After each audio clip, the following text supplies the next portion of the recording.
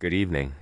I am Marcus Xavier, and this is the Blueprint Briefing. Today, we are launching an exhaustive analytical investigation into the very architecture of contemporary American politics. We are looking beyond the viral clips and the campaign slogans to explore a phenomenon that historians and sociologists are increasingly defining as the mirage of inclusion. Our objective today is a factual deep dive into the political trajectories of two prominent figures, Vivek Ramaswamy and Dinesh D'Souza. We will analyze the historical roots of their arguments, the linguistic evolution of political strategy, and the cold, professional reality of power alignment in the 21st century. This is an educational exploration of the Southern strategy, the systemic maintenance of power structures, and the impact these historical blueprints have on our daily lives. Let us engage the facts. For much of the recent political cycle, Vivek Ramaswamy was characterized by many as the MVP of the MAGA movement.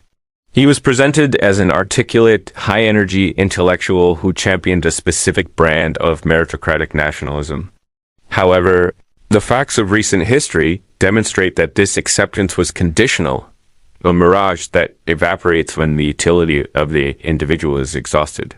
The turning point occurred with what we now call the Coulter clarification. During a direct exchange, veteran conservative commentator Ann Coulter informed Ramaswamy with startling transparency that despite his brilliance as a candidate, she would never vote for him because he is Indian. This was not a policy disagreement. It was a blunt, overt rejection based on ethnicity. Furthermore, we must analyze the religious dimensions of this story. During public lectures, Ramaswamy's Hindu faith was weaponized against him, with some voters characterizing it as a wicked pagan religion and asserting he was omitting the only true God. Herein lies our first major analytical argument: behavioral alignment. Figures like Ramaswamy operate under the assumption that by adopting the culture, values, and even the anti-black rhetoric of the dominant group, they will be granted full citizenship in that space. However, historical data suggests they are often viewed merely as useful idiots, tools utilized to shield a party from accusations of racism until their utility is depleted. To understand the present, we must explain the history. We turn our attention to Dinesh D'Souza, a figure who has built a career attempting to perform what some sources describe as elite-level historical revisionism. D'Souza has frequently argued that the Southern strategy is a leftist myth. For the purpose of educational clarity, let us define the facts. The Southern strategy refers to the post-1954 era, where American political parties underwent a massive shift. Progressives moved toward the Democratic Party, while proponents of segregation migrated toward the Republican Party. D'Souza's argument rests on the claim that because no overtly racist public statements from Richard Nixon can be produced, the strategy did not exist. This brings us to the concept of linguistic abstraction. By 1968, overt racial slurs had become political liabilities. Consequently, the strategy shifted to dog whistles, terms that carry a specific frequency for a target audience while maintaining plausible deniability. The language became economic and administrative: states' rights, forced busing, and cutting taxes. While these appear to be neutral concepts, the factual byproduct was that they disproportionately disadvantaged black communities. Ramaswamy and D'Souza have adopted this abstract language to bolster nationalism while framing it as a defense of values, believing that if they change their linguistic behavior, the underlying structural racism will vanish. We must now explore the contemporary impact of these arguments on our daily lives. Why would non-black minorities participate in the disparagement of the black struggle? The facts suggest that these figures often act as attack dogs to approve narratives that harm black communities. For instance, if a movement requires a non-black voice to sanction propaganda regarding George Floyd or civil rights progress, figures like D'Souza are deployed to provide that moral cover. This is the shield metaphor.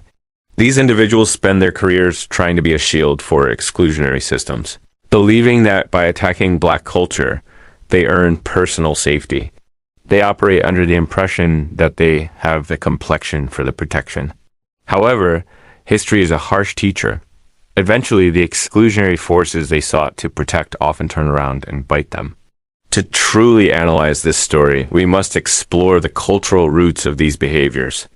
The research points to a phenomenon of centering whiteness as a mechanism for social mobility.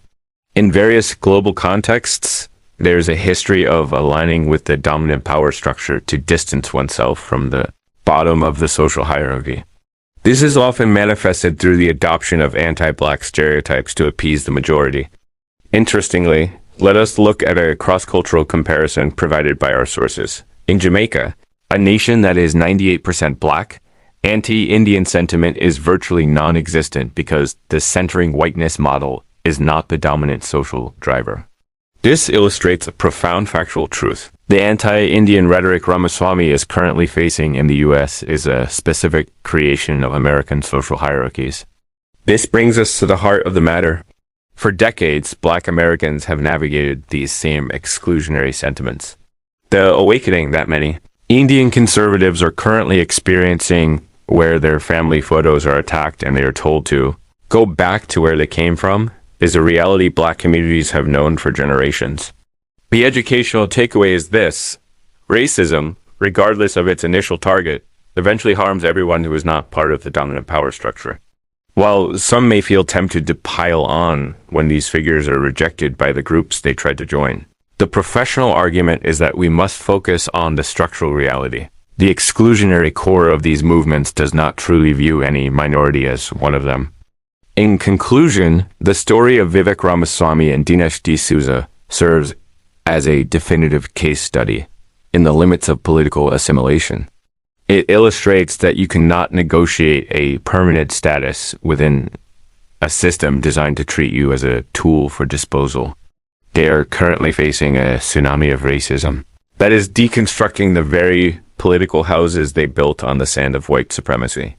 They are becoming politically homeless because, factually speaking, they were never truly home to begin with. Consider a high-stakes chess match. Ramaswamy and D'Souza were allowed on the board as powerful pieces, knights or bishops.